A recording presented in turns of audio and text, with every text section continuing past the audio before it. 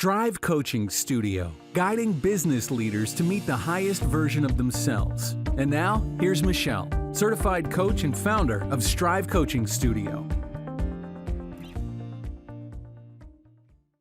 Hello, everybody. Welcome. Thanks for being here, listening. I wanted to share something that was a little different. It's a different approach to most of my podcasts, and it struck me last week, and I thought I would share it with you because I think a lot of you will probably be able to relate to this story in some form or fashion.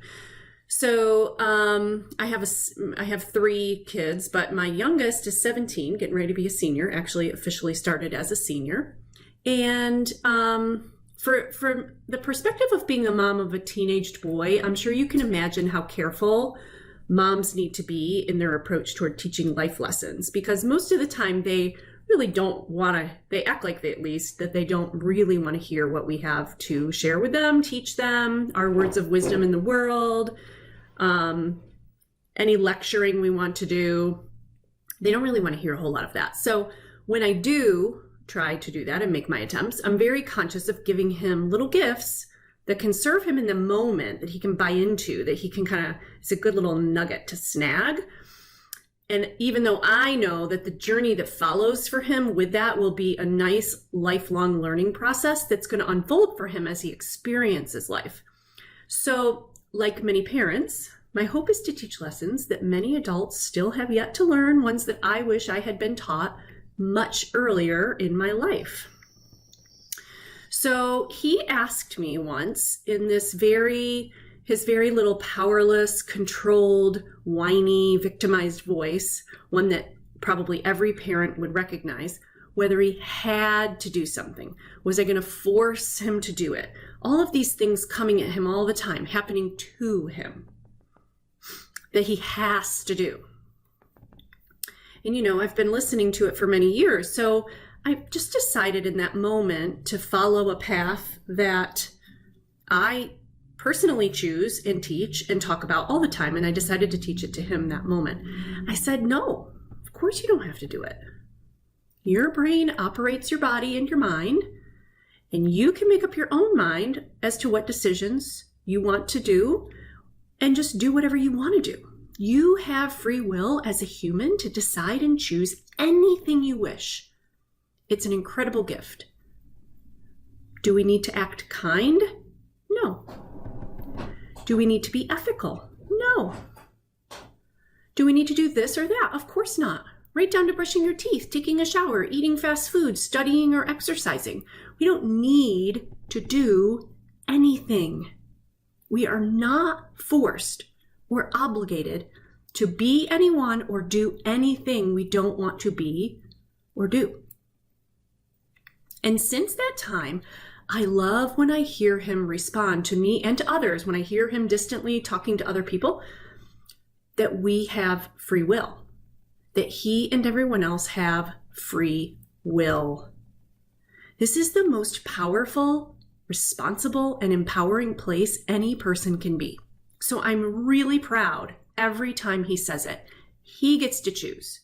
He gets to own his thoughts, his beliefs, his emotions, his actions, and his results 100% of the time.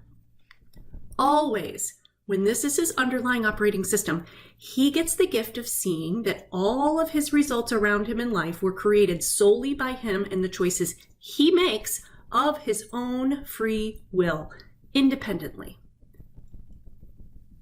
Now, this is going to sound very free at first reaction. I get to make my own choices. I'm independent to do whatever I want to do.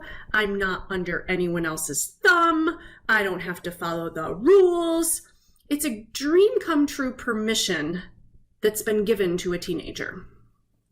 And then eventually, at some point, it sinks in. We realize the weight of that responsibility. And at least for a minute, it maybe feels a little bit scary. I'm in control, so that means I'm responsible for all of it. And I will feel and see the results myself and only have myself to look at for them. And that fact can suddenly have weight. It feels heavy. It feels heavy to be responsible for what we choose and create. And when we choose to have all the control, we accept by nature all of the responsibility that comes with it by default. Now, I learned this much later in life than I would have liked after I had results that I wished I didn't have. But knowing I had created them and was in control exactly the way I wanted to be, and I had controlled the things to create my results and only had myself to pat on the back for it, there was no one else to blame. I can't blame others or things or objects outside of myself if this doesn't go well. The pressure of that weight sinks in. And when you feel that, it does feel heavy. And then when you realize through this process, sort of a step 3 of this, that you get to choose. You can choose and decide anything for yourself. You can willingly feel whatever emotions come from it. You can take the actions. You get to feel the pride of having done it yourself. You chose it. You felt it. You learned it. You did it. You took the journey. You created a part of your life's path and you grew. You get to see who you are and all you're capable of being. And then you get to choose again, freely, independently. Nobody else made you do it. Nobody else gets the credit or the ability to tell you that they told you so. It was 100% your choice and yours alone. Not other people, not your spouse, not your parents, not your kids, not your boss, not anybody else. 100% your choice. This is the most incredibly empowering belief and way of living that you can have. Your free will, truly understanding and processing and feeling your free will. You get to feel great when you take care of yourself. You get into a better college when you study. You get to become fit and strong when you consistently choose to go to the gym day after day. You get to show up as your best self because you chose to, for you, for the results that you wanted. And when you screw up, fall, fail, you wear that too. It might not feel good. It might feel terrible. And it's hard when there's nobody else or nothing else to blame. As tempting as that may be in the moment, blaming anything or anyone else is what completely disempowers us. Being disempowered and not in control of ourselves is the worst possible thing we can do to ourselves. 1, because it isn't true, so we're lying to ourselves. 2, because it will cause us to react, respond, and treat ourselves and others in ways we no longer want to, all as a result of feeling disempowered. When we feel disempowered and we put ourselves in the position of victim to outside people and circumstances, we lose exactly what we were hoping for in the first place. Free will, independence, and in control of everything within ourselves, our thoughts, emotions, and actions. We give that power and control away to external things. Our results will follow that lead. And 3, when we blame things outside of ourselves for failures, we are always looking for things outside of ourselves for successes and happiness too. So when we deny our ability to fail, learn, grow, and then succeed on our own, we diminish our worth and our value because we create a belief that things and success don't and can't come from within ourselves. So we get to choose how we wish to stand before others and ourselves. We get to choose the kind of people we want to be and the path for our life. Other people are not responsible for our success or lack of. And other things, objects, or circumstances do not limit us or stop us. They're just there in existence. They don't cause failure. They do not take the credit, nor do they carry any blame. So our free will chooses the path and makes the decisions along the way, every single time, every step. And we get to decide whether things are happening to us or if they're happening for us. We get to decide how we want to stand proudly before our company and our teams.